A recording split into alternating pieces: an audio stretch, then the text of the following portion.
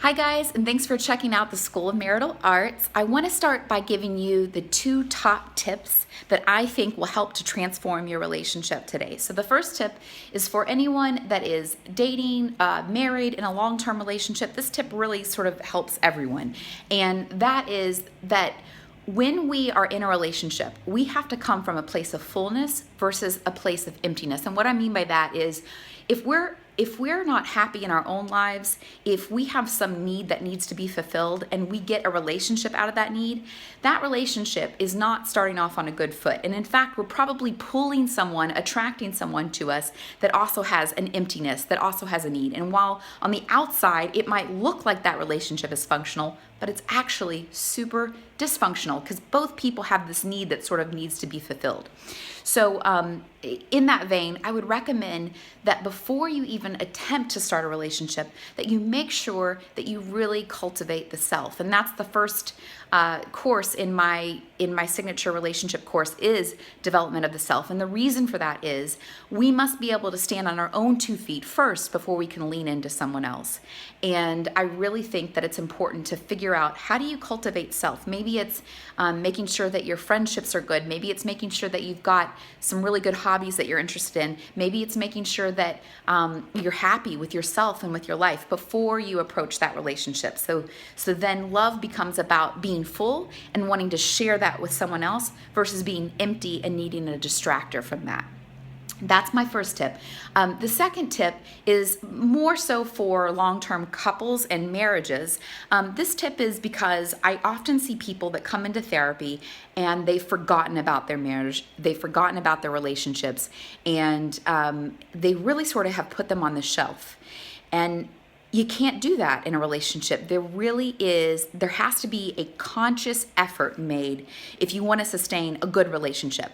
Plenty of people are roommates and they have on the outside what appears to be a stable relationship, but few people actually take the time to prioritize and really focus on making the relationship a priority.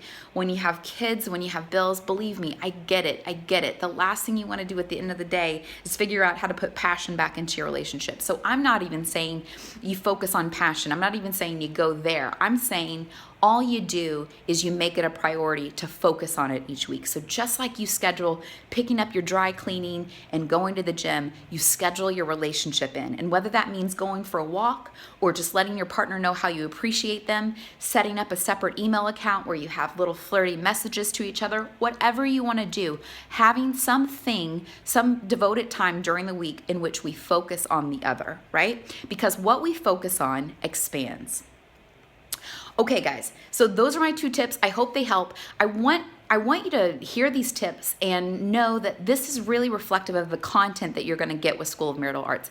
There's tons of free content on here for you. I hope that you use this as a resource. My goal with School of Marital Arts is, number 1, to bring high-end therapy to all people, to make high-end therapy accessible to all people. This is my office here in the Back Bay of Boston, and it's really nice. And the sad thing is, there's only a few people that get to enjoy that. I don't mean that I only see a few people. I mean a small percentage of the population actually gets to have the time and the resources to get couples therapy. And so School of Marital Arts is designed for all people to get access to the tools that I'm giving people every day to help save their marriages and their relationships. The other piece behind School of Marital Arts is I want to start giving real life modern advice for relationships. No more I statements, no more reflective listening, no more I hear you saying this, because that doesn't work. And everyone that's ever dipped their toes into couples therapy knows that that doesn't work.